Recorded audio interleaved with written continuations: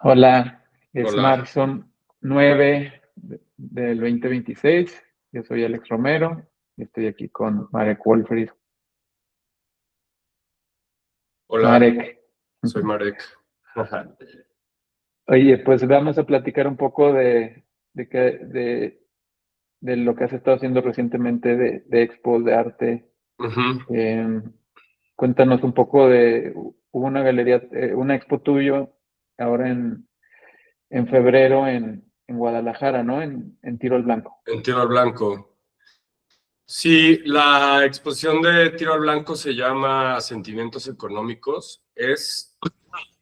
Está padre como tener esta conversación porque justo estoy teniendo una especie de viraje en mi trabajo para quizás adaptarlo más a situaciones que entiendo como quizás una respuesta más inmediata a pues simplemente como procesos, condiciones, hechos, momentos que veo que están más ligados a la vida y a la sociedad contemporánea, que no se aleje mucho de la investigación que llevo haciendo al menos los últimos 3 o 4 años. Y, y a partir de eso, bueno, pues aparece esta nueva exposición que se llama Sentimientos Económicos. Entonces, digamos que quizás para dar como un poquito de contexto, llevo más o menos estos últimos ya casi 5 años con esta como investigación que comienza con la idea de entender de dónde viene la formulación o el nacimiento del valor del arte a partir de la construcción de la figura del creador o del artista, y un poco desprendiéndome de la crítica occidental que ya lleva quizás casi desde la década de los 60 y el concepto de la muerte del autor, y un poco más revirando hacia de dónde se entiende esto como a partir de una escala global en términos de historia. Y entonces, pues esa investigación me llevó hacia Oriente y me llevó hacia la figura de las culturas del Lejano Oriente, centrándome quizás más particularmente en China, y de cómo esa figura o ese valor tiene, digamos, como otra resonancia en estas otras latitudes. Es como que a partir de esa investigación, entonces más bien me empecé a preguntar cosas a partir de la historia de la globalización y de las relaciones entre Oriente y Occidente, porque pues ahí también entra mezclado como esta figura de la autenticidad, de la verdad de las obras de arte, de la verdad de las figuras del autor. Y entonces pues empecé a investigar más como quizás la cultura material de estos momentos que parten a partir de finales del siglo XVI, principios del siglo XVII. Y luego quizás tuve un pequeño como justo salida, una pequeña ramificación que se trató mucho sobre justo desmantelar el tabú de la obra de orden clásico, de los grandes maestros, sobre todo y en particular de aquellos de la época barroca, ya que pues el barroco se conecta mucho con esta nueva globalización, aparición de nuevas burguesías y clases económicamente provechosas, nuevos industrialistas que se separan mucho de la iglesia y del Estado en el hemisferio occidental, que habían estado, el Estado hablando de la aristocracia y la realeza.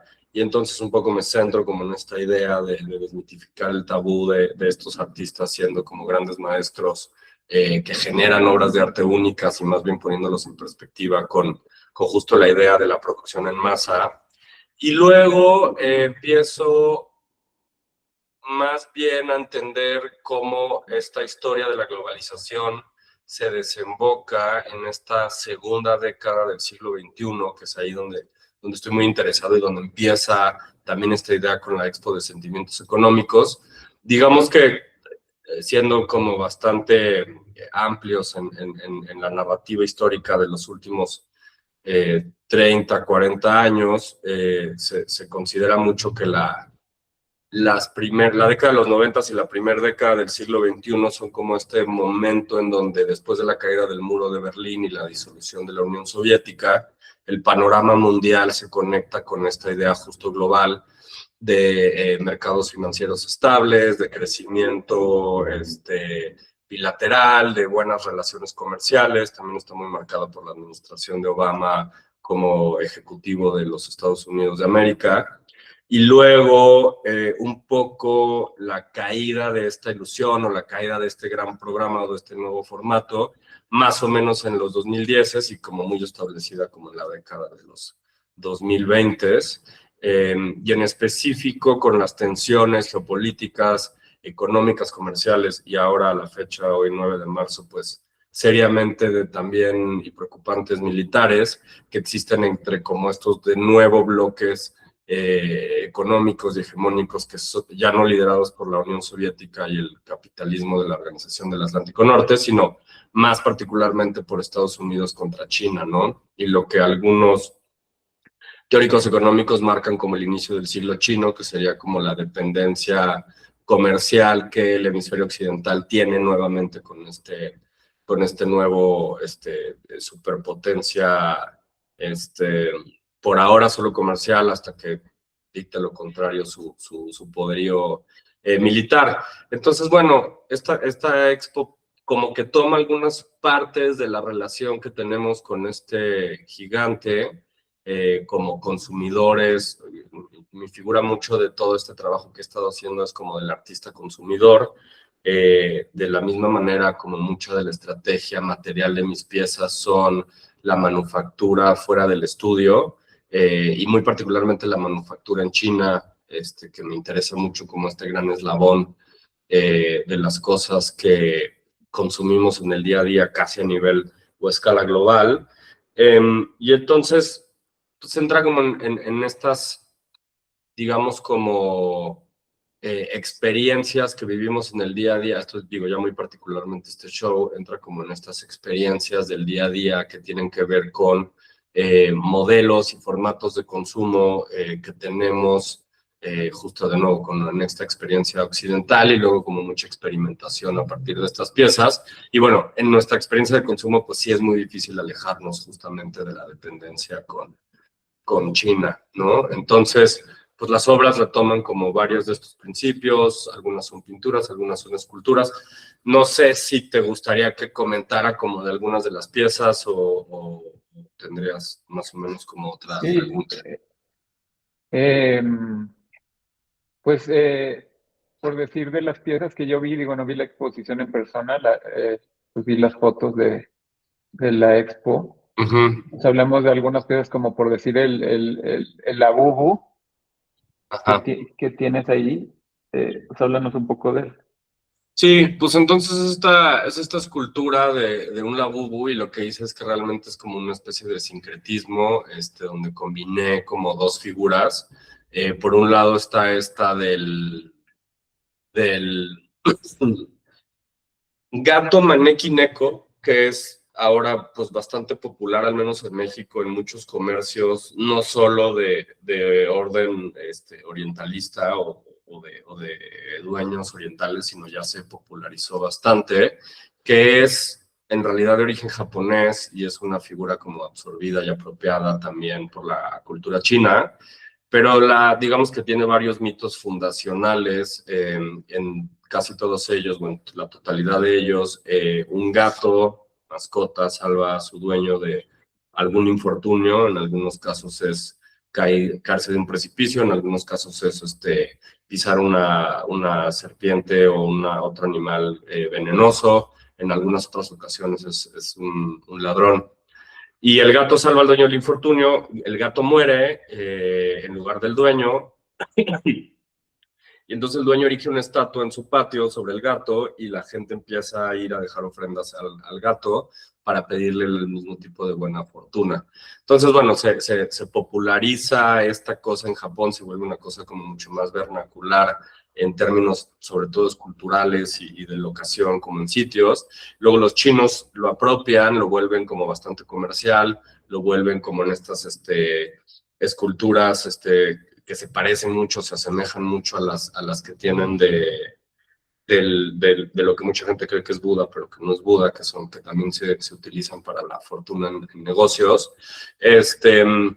Y digamos que lo mezclo con este personaje que aparece, yo creo que hace unos 2 o 3 años, que son estos Labubus, que son como estos monstruos un poco juguetes que recuerdan a los ciertos como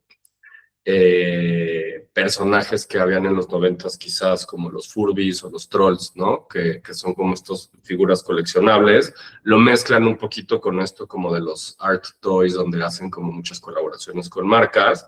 Y lo que me interesa mucho de Labubu es que se vuelve increíblemente comercial. En algún momento la empresa dueña de la franquicia, que se llama Pop Mart, me parece que fue el año pasado que tuvo digamos, resultados es una compañía tradeada públicamente, y entonces tuvo resultados como de perfiles de éxito bastante parecidos, por ejemplo, a Nvidia, o en algún momento superó en un periodo de tiempo la escala de Nvidia, que es la compañía que cotiza más caro en la bolsa en este momento. Entonces, bueno, en términos de desempeño en el mercado, fue bastante exitoso Pop Mart.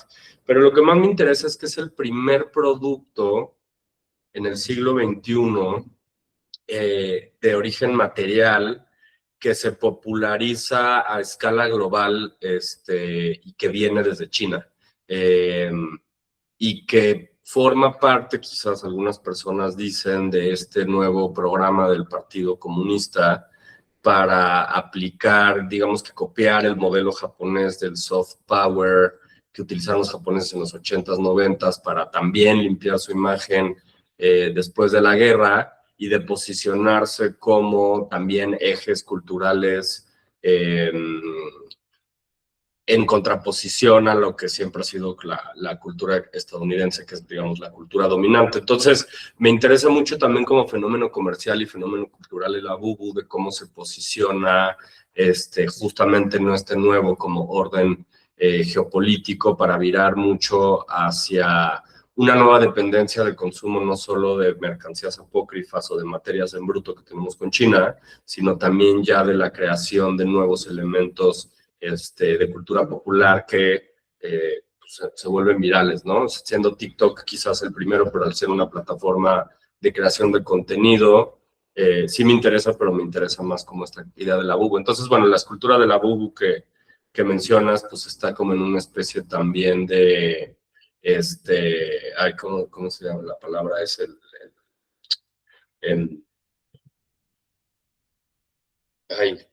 shrine, pero bueno, altar, y luego la hicimos de 3D, pero tiene este acabado de plata. Entonces me interesa mucho también la idea de que se pueda leer una especie como de un ícono, un ídolo, y entonces también regresar como a esta conformación que tiene que ver un poquito con el gato, pero también con la idea de la fortuna y con la idea del acercamiento hacia la veneración, ¿no? De ciertas figuras. Entonces, pues esa es la explicación detrás del Labubu.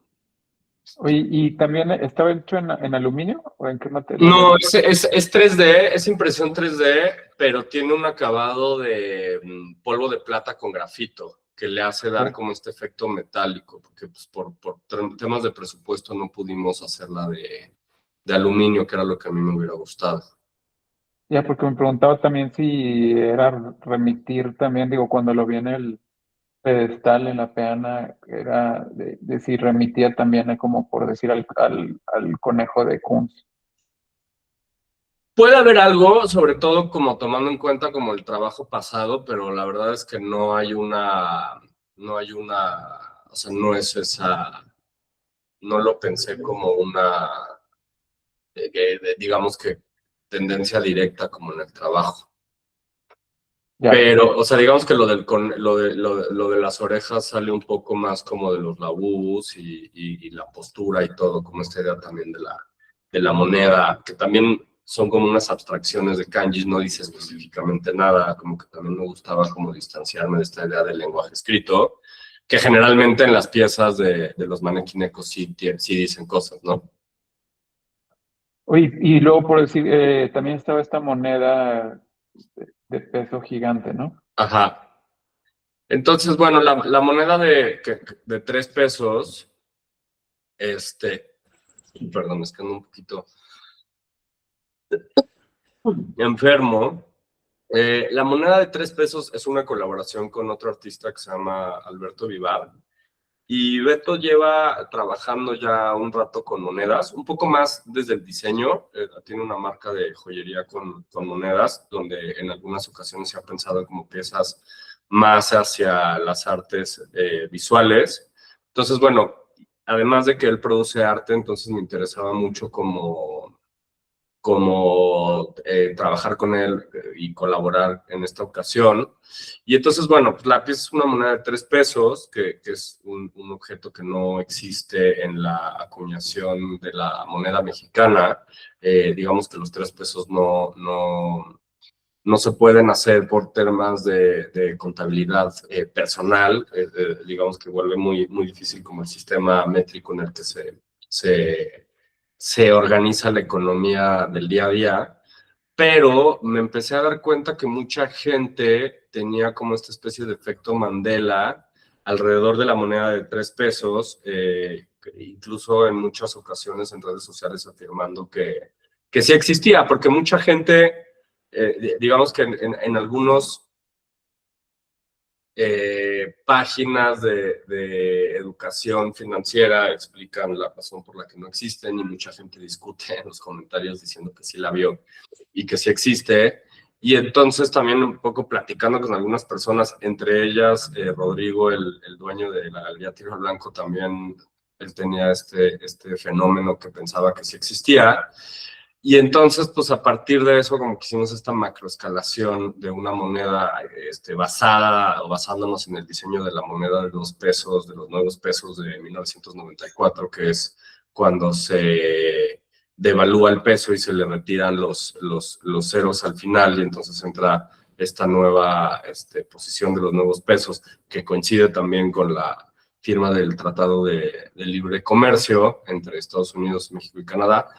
Y la entrada también como de la economía norteamericana a México. Entonces, más bien estoy interesado un poco como en esta idea de la idiosincrasia que existe justamente como en economías en desarrollo como la de México y que se desenvuelve como en muchas frases o mecanismos de cooptación para lidiar justamente con este sentimiento de constante precariedad que digamos que no es original del 94, pero viene mucho como a partir de esa idea de la nueva subordinación económica de México a los Estados Unidos y de que cada año entran como estas devaluaciones. Al menos así había sido hasta la administración de López Obrador.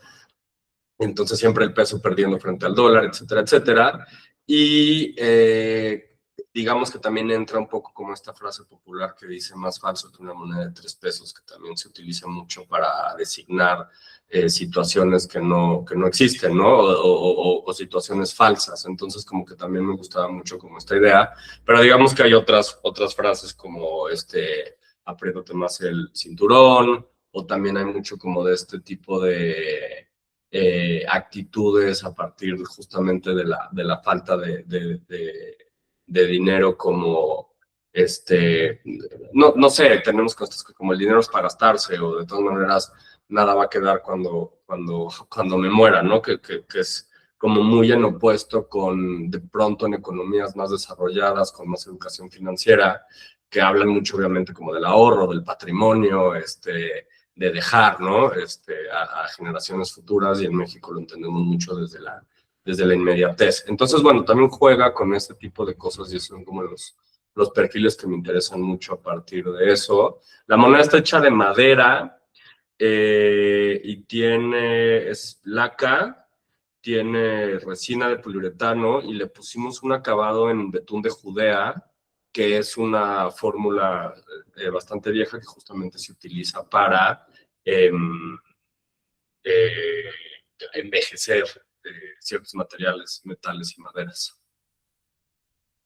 Oye, y por decir me imagino, digo, que la gente conectó mucho con la moneda, con el abu, Pero tú estando ahí, ¿qué otras piezas como pues, le daban pues curiosidad a la gente que querían entender más de qué iba, de ir más Creo a que fondo? o sea, la que no me preguntaban mucho, pero llamaba mucho digamos que llama la atención porque es este color que recubre todo el espacio de exposición, que es un color café, bastante particular para una exposición, que es también es una pieza de instalación hecha a partir de este color que es el Pantone 448C, que según algunos estudios de publicidad y de mercadotecnia es el color más feo del planeta. Entonces, digamos que es un tema bastante subjetivo, es como muy difícil designar el color más feo porque pues, entra como en temas de gustos personales, pero me interesaba mucho cómo la publicidad designa esta cosa como un objeto, como un valor estético, que de hecho se utiliza en algunos productos para erradicar el consumo de ellos, en especial el productos derivados del tabaco. Entonces me gustaba como la idea de recubrir un espacio de exposición con este color y de hacer un tipo de experimentación y a ver hasta dónde se podía llegar en términos de la contraposición entre obras y este material que está hecho justamente para no consumir.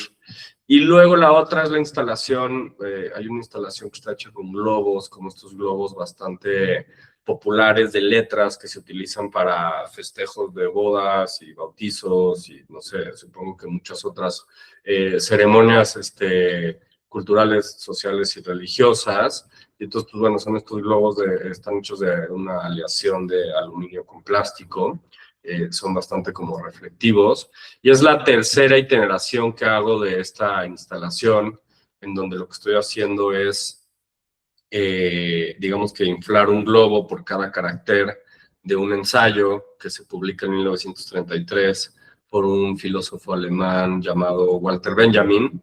El texto se llama La obra de arte en su época de reproductibilidad técnica y un poco habla sobre cómo en ese momento, en el 33, sobre todo la fotografía y el cine, se alejan de los aspectos tradicionales de la producción artística que hasta ese momento eran pues, las artes plásticas o la plástica de la creación del artista.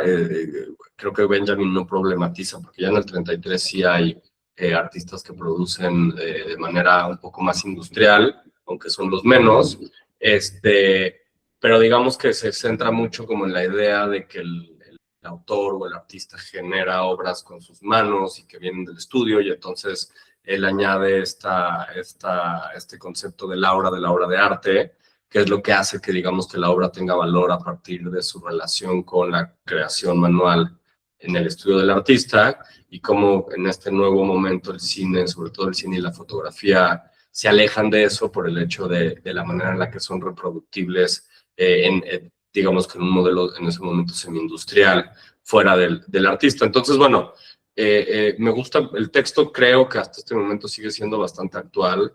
Se podría comparar quizás ahora, al menos en los últimos 2 años, justo con la explosión de la inteligencia artificial justo en la creación de obras de arte, que digamos que exponencializa su reproductibilidad, en mi opinión, bastante, pero además ahora el consumo mucho, que digamos Benjamin no lo habla porque apenas está empezando en esa tercera década del siglo XX, pero también el consumo de las obras de arte hoy en día pues depende muchísimo del internet, y en ese sentido también la producción de muchas obras de arte, digamos que se retroalimentan a partir de lo que la gente ve en internet. Y entonces creo que hay como ahí varias cosas que pueden entrar en discusión. Entra en discusión quizás también mi propio trabajo, en el sentido de que de manera como muy particular me gusta posicionar esta idea del manufacturismo, que es un término que yo y digamos que designo, invento y le pongo a mi propio trabajo, que es la idea de hablar sobre estos temas de manufactura, a veces nacional, local, a veces internacional, que se retroalimentan también en el propio trabajo y entonces al mismo tiempo se espejan un poco con el texto de Benjamin. Y bueno, pues la instalación en este caso en tiro al blanco son 2.500 caracteres y en algún momento se presenta de la versión del texto en español. En Alemania se presentó hace unos meses en alemán, en Berlín, son 350 y cacho de caracteres, y previamente el año pasado, en septiembre, se presentó en Denver en la versión del texto en inglés, con 2.000 caracteres. Y bueno, la idea es hacer instalaciones hasta que me termine el texto, y una vez el texto terminado, pues ya no podrán haber, digamos, instalaciones nuevas. Se tendrán que contener hasta estas longitudes, pero bueno, el texto mide 64.000 caracteres, ¿no? Entonces hay bastante material. Y siempre han sido de colores diferentes y serán hasta donde me alcance de colores diferentes también. O sea, ¿esta es la tercera versión o Esta es la tercera versión. Y entonces, y te vas viendo como de principio en adelante del texto. O sea, no, es arbitrario. La verdad es que son como párrafos o lugares del texto que me interesan y lo voy haciendo bastante arbitrariamente. Ah, no lo vas haciendo lineal. No es lineal. ¿Pero y mantienes un archivo de lo que ya usaste o cómo lo haces para que no repitas en un futuro? Sí, todo está guardado. Hay un archivo de los fragmentos que ya tomé. ¿Y cuántas veces? El de Alemania lo escogió el curador. O sea, como que le di la opción de que él escogiera el extracto. Sacó 3 y luego yo escogí de esos 3, yo lo escogí. Digamos que tuve la versión, la última palabra, pero a partir de las opciones que él escogió. ¿Y vas a hacer uno de 64.000 por cada idioma o es uno total? No, es uno total. Es uno total que, bueno, digamos que hay algunas, por las traducciones, algunas traducciones variarán en caracteres, pero se tratará de acomodar lo más posible. Ya. Oye, y recuerdo, haber visto un performance tuyo en la expo de Gabriel Kuri. ¿Nos puedes contar un poco más de eso? Sí, a ver, déjame un segundo para encontrar. Esa es una pieza de hace, pues ya van 3 años.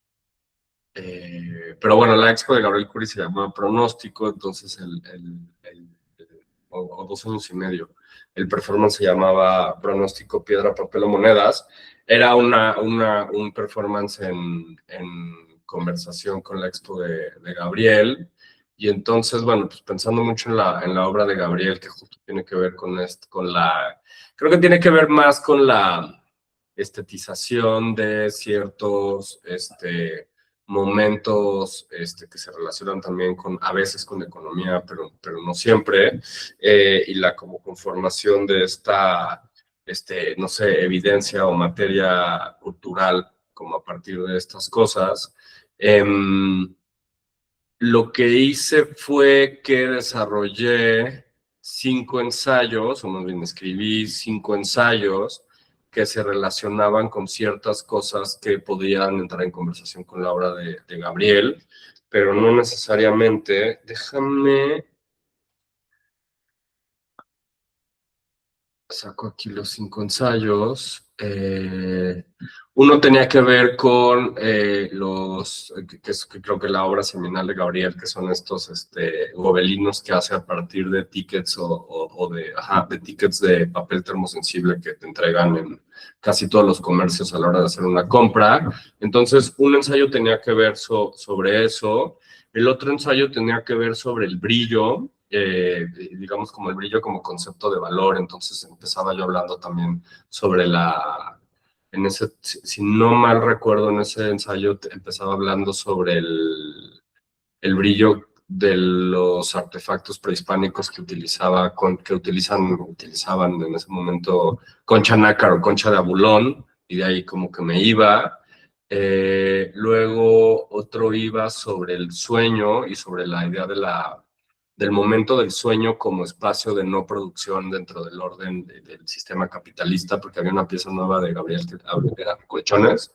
Entonces, el ensayo iba un poco sobre eso. Luego, el cuarto ensayo iba sobre Mastercard, y en realidad es como sobre la publicidad. Esta idea, digo, una de las grandes éxitos publicitarios del siglo XX-XXI, que es lo de, que es de Mastercard, que es esta frase que dice, para todo lo demás existe Mastercard. Entonces se basaba mucho como en esa idea. Y luego el último era, no lo estoy diciendo en orden, pero el último ensayo era un poco sobre la vida. Era muy, digamos, era muy filosófico, porque hablaba sobre, tiene estas piezas, Gabriel, que hace, o que tenía una instalación sobre, que ponía como estas bolsas de plástico con agua en un tanque, como los contraponía con letreros de neón de diferentes corporaciones. Entonces hablaba un poco como sobre la mosca y sobre el valor de la vida, como tomando la mosca como personaje. Digo, en México, para los que no sean de aquí, ya creo que es una práctica en desaparición con otro tipo de productos que se utilizan, pero hace mucho se utilizaba poner una bolsa de plástico llena de agua colgada de algún lugar en un comercio para espantar moscas. Entonces, bueno, un poco iba por ahí. Todos los textos estaban impresos en papel termosensible, en longitudes algunas de 5, 6, 7 metros, y justamente los iba desenrollando, los iba leyendo. Los leí en 5 partes de la exposición, en 5 etapas, y me los iba envolviendo en el cuerpo después de la lectura de cada ensayo. Y luego iba arrastrando como esta piedra un poco medio con referencia al mito de Sísifo, pero también era una piedra falsa de plástico que se utiliza como para esconder cosas en jardines. Y un poco tenía que ver con la idea del trabajo, con la idea del mito de Sísifo, como del trabajo que nunca termina, que de nuevo se conectaba con esta idea del orden del trabajo dentro del sistema capitalista. Y creo que en cada momento de la lectura de los ensayos tenía posiciones diferentes. En una estaba en la piedra, en la otra estaba balanceado, parado sobre la piedra, otra estaba al lado de la piedra, en otra solo tenía un pie arriba de la piedra, ¿no? Entonces, ese un poco fue el performance. Oye, por decir ahí, traías como un traje y una peluca, o sea, ¿es como un personaje que tiene un nombre? O porque también te vi vestido igual cuando hiciste este performance de inflar globos y formarlos en formas de perro inflable. De animales, pues no tiene un personaje, solo de pronto me gusta mucho en los performances usar peluca, no sé por qué. Siento que también me gusta mucho la idea, o sea, digamos que no, en mi práctica sí que he hecho performance, pero la verdad es que no es mi medio, pero digamos que de donde yo aprendí un poco sobre el performance es con 2 personas que han hecho performance en México, que fueron mis maestros en la carrera, que son Andrea Ferreira y Guillermo Santamarina. Y me gustaba mucho como la idea del performance que ellos tenían, no a partir, digamos, que de la representación teatral o desde la idea del teatro, sino desde como punto de referencia el situacionismo y sobre todo la creación de situaciones. Entonces, en ese momento creo que me interesa mucho desde mi práctica, mi ligera, porque son 3 o 4 piezas, mi ligera práctica del performance. Me gustaba mucho como esta idea de justamente crear un personaje y como que salirme de la figura del artista siendo esta persona. Entonces, en algún momento hice un performance que era una banda tributo a los Caifanes, donde nadie sabía tocar, y entonces ahí empecé usando las pelucas, un poco como imitando al vocalista de los Caifanes, Raúl. Y luego, digamos que está de Jumex, donde en realidad estaba yo un poco vestido más que nada como un banquero o como un trader de acciones o como una persona que se dedica a las finanzas. Entonces pusieron un pelito como ahí bastante lacio, bastante corto, y traía un traje. Entonces, bueno, era más bien, me quería vestir como alguien relacionado al mundo financiero, y luego en de los globos, pues más bien estaba, creo que yo vestido como un mago de fiestas, ¿no? Como alguien que hacía entretenimiento.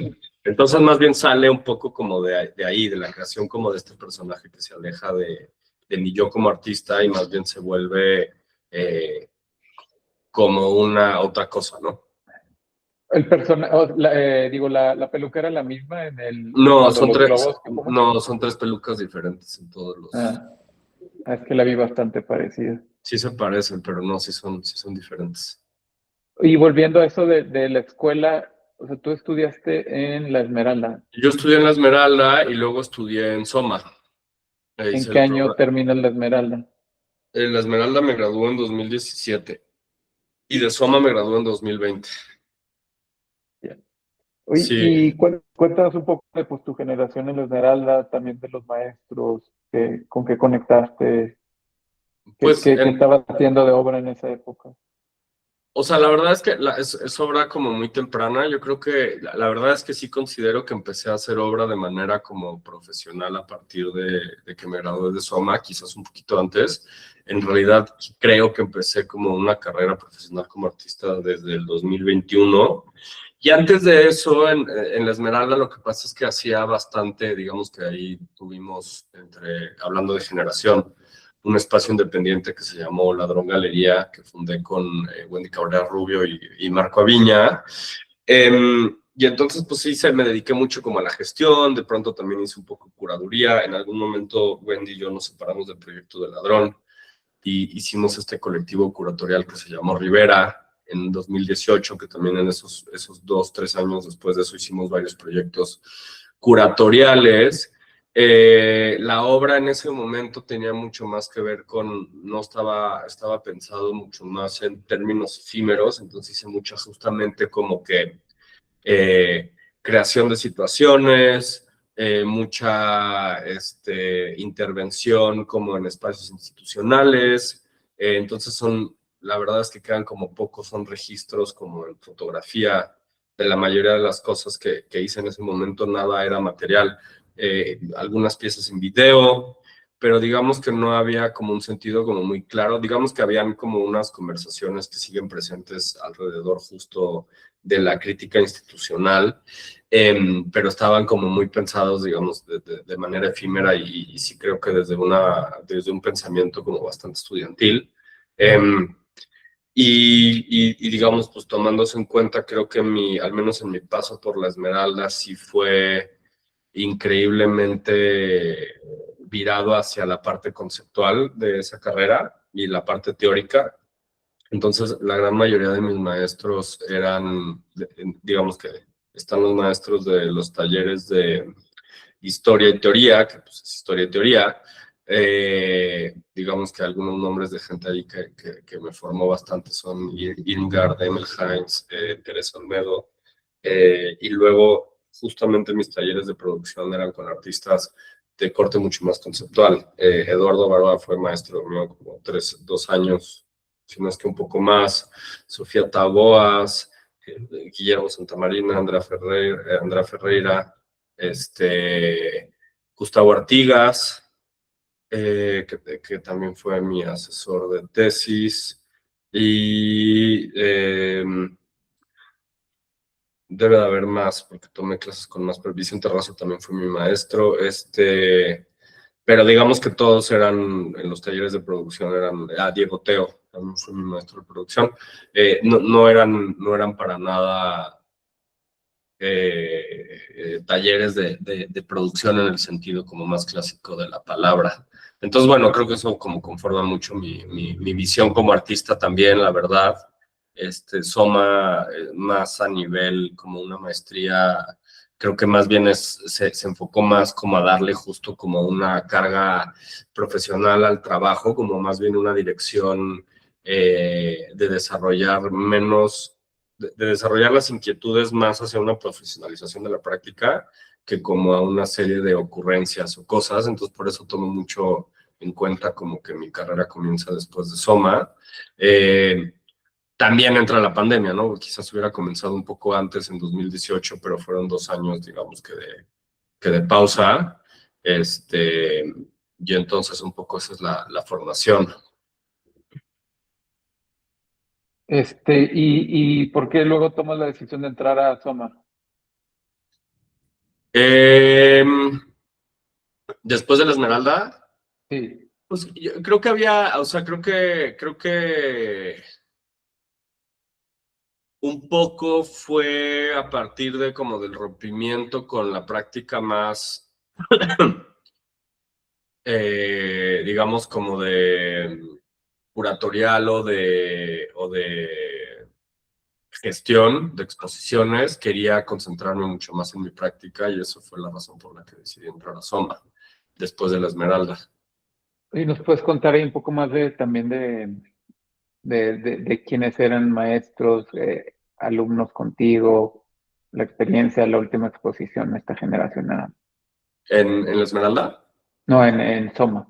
En Soma, si no mal, ay, me recuerdo, o sea, digamos que mi asesor personal de todo el proyecto era, de toda el programa fue Joaquín Segura, y luego otras personas que estaban en ese momento en el equipo docente fueron, ay, ¿quiénes estaban en ese momento en el equipo docente? Virginia Colwell. Luego estaba ay, ¿cómo se llama? Perdón, se me van los nombres. No me acuerdo ahorita muy bien quiénes más estaban en el equipo docente en ese momento, salvo Joaquín, que bueno, digamos que fue mi asesor. Pero en mi generación, pues estaban un montón de artistas que la verdad siguen bastante vigentes. Estábamos, digo, Wendy Cabrera Rubio, que además pues ya habíamos sido colaboradores, Israel Urmer, Josué Mejía, eh,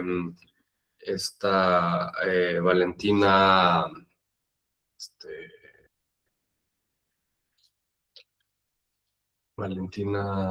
perdón, es que soy muy malo con los nombres, Guerrero Marín. Luego también estaba Ángela Ferrari, que también sigue como bastante vigente. ¿Quién más? Creo que hay un par que yo me acuerdo. Y bueno, la expo de generación se llamó Ratatak. Diga, las expos de generación son bastante raras, son como siempre de chile, mole, pozole. Un poco también el título de la exposición era un juego. No había como mucha intención de hacer una planificación curada, porque pues es como bastante complicado, pero bueno, esa fue la, ay, perdón, la exposición. Ya no me acuerdo quién más estaba en esa generación. Oye, por decir, cuéntanos un poco de la pieza que presentaste ahí en esa. Entonces, justo la pieza que presenté, que tenía que ver más como justo con la práctica que había hecho antes, fue una pieza donde, déjame, busco el nombre, porque como le pongo nombres muy largos a mis piezas, luego no me acuerdo cómo se llaman, de primera mano. La pieza que presenté en Soma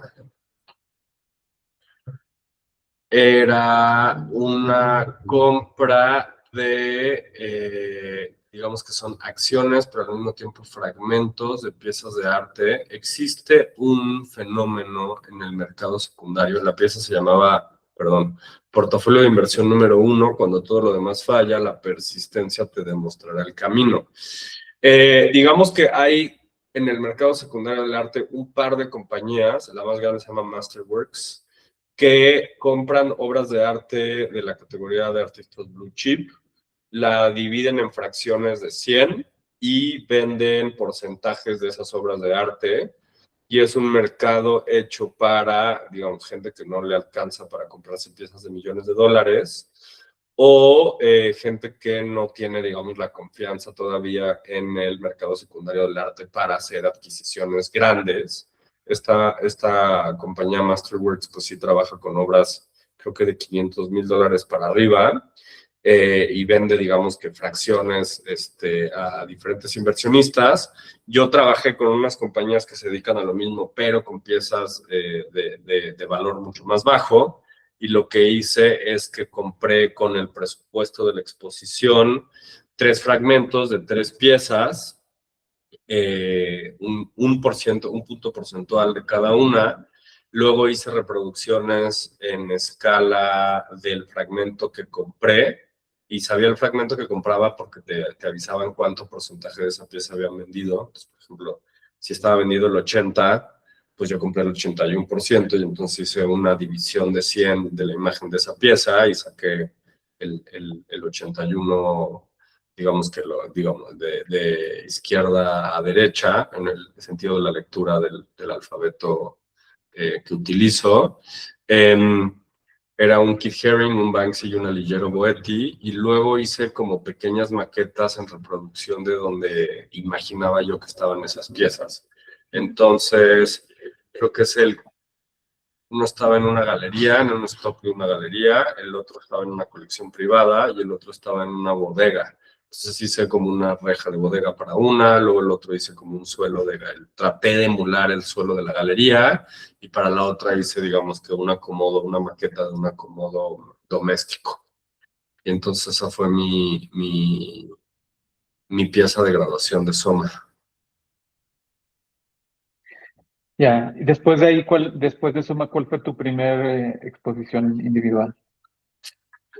Después de Soma, mi primera exposición individual fue una en un lugar que se llamaba, una galería que ya no existe, que se llamaba Galería, que se llamaba Entre el uso del objeto y la contemplación de lo específico. Y eran reproducciones en Talavera de piezas minimalistas, digamos, en microescala. Eran escalas más pequeñas como de estas piezas. ¿Esa es la que, donde estaba Revolución? ¿Era en Revolución? Sí, sí, muy cerca de Soma, de hecho. Sí, recuerdo haber ido, ¿no? Ajá. Y esas piezas todavía las sigues fabricando, ¿no? Pues no realmente.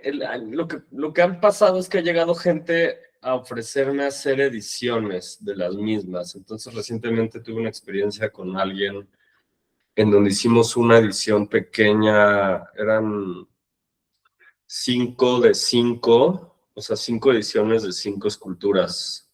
Estos 25 esculturas de unos Solewitz, que sí están basados en esas piezas, pero digamos que son edición. Pero creo que ya más allá de eso no las haré dentro de ese principio, y más bien estoy haciendo con la misma técnica, pero ya no retomando escultura minimalista, unas piezas que son más utilitarias, que solo estoy haciendo para una galería en Bélgica, y solo como esa galería maneja ese inventario y solo se vende con ellos, pero son más muebles y están basados en la apropiación que hicieron como ciertos fabricantes en los 60s y 70s en México de mobiliario, Space Age se llama, y entonces son como retomo como esos mobiliarios y luego hago como estas esculturas de Talavera como a partir de esos. O sea, ¿cuál es la pieza que estás haciendo ahorita con ellos? ¿Qué forma es o a qué artista? Es una, pues solo hemos hecho 2 mesas de laterales y estamos haciendo ahorita una banca. Pero bueno, pensando que a lo mejor habrán unos banquitos en el futuro, no sé, como que todavía estamos como viendo. Ya, pero no es que me remita directamente a alguna otra pieza. No, de hecho no, o sea, remite más bien a copias de mobiliarios. Oye, y bueno, y ahorita al principio que platicabas que en esta nueva expo estabas como siguiendo evolucionando un poco lo que venías haciendo, está este periodo pues, de 5 o 6 años donde estabas muy enfocado en la apropiación, ¿no? O en la reinterpretación. ¿Puedes hablar más de esa época? Sí, pues es un poco como esto que hablaba al principio, que nace como a partir de entender la idea del valor del arte a partir de la figura del genio y de la figura del artista como genio, y entonces entro como mucho como a esta conversación con con Oriente y en particular como a China, ¿no? Y entonces, pues empiezo a retomar mucho como esta idea de la apropiación desde este lugar, tomando en cuenta como punto, digamos que como el marco teórico, conceptual, histórico de esto, pues es la configuración de estos modelos de pensamiento fuera de la cultura occidental. Entonces, viene mucho de pensar que, digamos, nuestra cultura tiene esta idea siempre de principios y finales, que se refleja muchísimo en la manera en la que creamos a partir de esta idea de la firma como método de clausura y versión final de las piezas. Y digamos que el inicio pues es el inicio desde la conceptualización, quizás esquematización, realización. Y en contraposición con la metodología o el modelo de pensamiento oriental, que tiene que ver con la circulación constante, como con el pensamiento cíclico, a partir también de la manera en la que ellos crean imágenes. Entonces siempre está la idea de retomar el pasado para reestructurar el presente y digamos que desenvolver hacia el futuro. Un poco este filósofo coreano, Byung-Chul Han, lo enarbola o lo traza desde una conformación teológica de la cultura, en el sentido en el que en la cultura judio-cristiana, que es la base del pensamiento occidental, tenemos como la idea del Génesis y el Apocalipsis como base de la creación. Entonces todo comienza en algún momento y todo termina en algún momento. Y en la mayoría de las religiones orientales, la conformación de la vida siempre es desde perspectivas cíclicas, ¿no? Ya sea la reencarnación o el Tao, como los dos ejemplos como principales de estos ejemplos de pensamiento cíclicos. Incluso en el confucianismo está la idea de la transmisión de conocimiento, ¿no? Donde Confucio, digamos, como principal motor de esa religión, no se establece como creador de nada del contenido que realiza, sino como simplemente un modelo de comunicación de ese conocimiento, ¿no? Entonces siempre está como la idea de la repetición y de la circulación, y entonces, bueno, esa es la manera en la que ellos entienden su proceso y pensamiento y forma de trabajo. Entonces lo que hacía mucho, digamos, ya como estrategia conceptual directa, es que tomaba obras que habían sido apropiadas desde el canon occidental, a partir de artistas occidentales que agarraban piezas, sobre todo del siglo XX, y quizás un poquito antes algunas, y hacían apropiaciones de estas obras, o eran imágenes que circulaban, digamos, en la cultura popular, y a partir de esas copias, pues ellos hicieron como toda su trabajo, su carrera, y yo copiaba estas copias y las mandaba a producir a China. Entonces también era una idea de la metanarrativa a partir de la copia, de la copia, de la copia. Sobre todo en el esquema de la pintura, la producción en China, digamos que tradicionalmente los artistas que hacen estas copias, porque es una industria bastante grande, que en algún momento fue como bastante relevante, lo sigue siendo, pero ya no tan centralizado porque el modelo lo replicaron, digamos, localmente, entonces ya no todo el mundo depende de esta región en China donde manufacturan óleos que se llama Dafen. Dafen es el pueblo, está en Shenzhen. Yo hacía como estas copias, ¿no? Entonces, estos artistas que trabajan en estos talleres dentro del esquema de pensamiento chino, pues no son ni pintores de oficio ni son copistas, son artistas en el sentido de la palabra más amplio, como lo serían para nosotros Damien Hirst, Richard Prince, Anish Kapoor, no sé, Picasso. No hay diferenciación, porque en su modelo de entender la cultura, pues la idea de esta originalidad y del artista que crea desde la nada, que además es un mito, pues no existe, ¿no? Entonces me gustaba mucho como en ese momento, en esa serie, entender estas piezas directas más como colaboraciones que como procesos de consumo. Y entonces pues, fueron como estos primeros 3 años que me dediqué como muy particularmente a hacer como este tipo de piezas, y pasé por 3 proyectos. Uno era como muy dedicado a la bidimensión y la pintura, que lo hice en Espacio Unión, que se llamó Una balada para 2 espejos. Luego un segundo proyecto fue justo en Guadalajara, en Tierra Blanco, donde está la exposición de sentimientos económicos, que se llamó The Ecstasy of Influence, que está basado en un ensayo de Jonathan Lethem, y era el mismo, digamos que el mismo ejercicio, pero estaba basado en tridimensión, digamos, no necesariamente esculturas, sino obras que hablaran de tridimensión. Y el último formato, que ya es donde me acerco un poco más como a la historia material de las comunicaciones entre Oriente y Occidente desde esta primera globalización del siglo XVII, que se llamó El Águila y el Dragón, que hice en la galería con la que trabajo en Ciudad de México, que se llama General Expenses. Y entonces estaban basadas en piezas, en copias de piezas que estaban hechas en la Edad Moderna, que es de fechas variables, pero más o menos corresponde desde el descubrimiento, bueno, el encuentro de América, de los europeos con América, y ya sea la independencia de los Estados Unidos o la Revolución Francesa, ¿no? Entonces, más o menos en ese periodo que data a finales del siglo XVI, finales del siglo XVIII. Entonces, bueno, digamos que son como los tres grandes proyectos como de ese momento, y después ya empiezo a hacer como otro tipo de piezas que se conectan un poco, ¿no? Que es lo de los artistas, un poco lo que platicaba al principio. Ya. ¿Y por qué decides ya como seguir? ¿Fue una evolución natural o por qué decides como alejarte un poco de esto de la apropiación? Pues creo que fue una evolución natural. Creo que ya era momento de pasar a otra cosa. Ya no me sentía tan cómodo solamente haciendo apropiación. Creo que también llegó un momento, creo que en la vida profesional de todos los artistas, que les interesa eh, mucho como pues, tratar otras cosas. Creo que es como normal. Yo personalmente creo que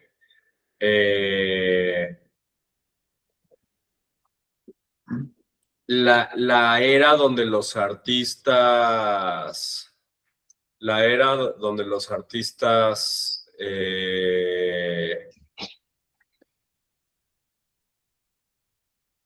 la era donde los artistas repetían como una serie como para siempre un poco ya pasó, y creo que ahora la creación tiene que ser un poco más dinámica. Entonces un poco como que también estoy pensando y siento como eso. No sé, viene como más desde ahí. Ya. Oye, pues muy bien, ya llegamos a la hora, Ajá. entonces luego continuamos la conversación. Sí, pues cuando quieras. A ver, espérame.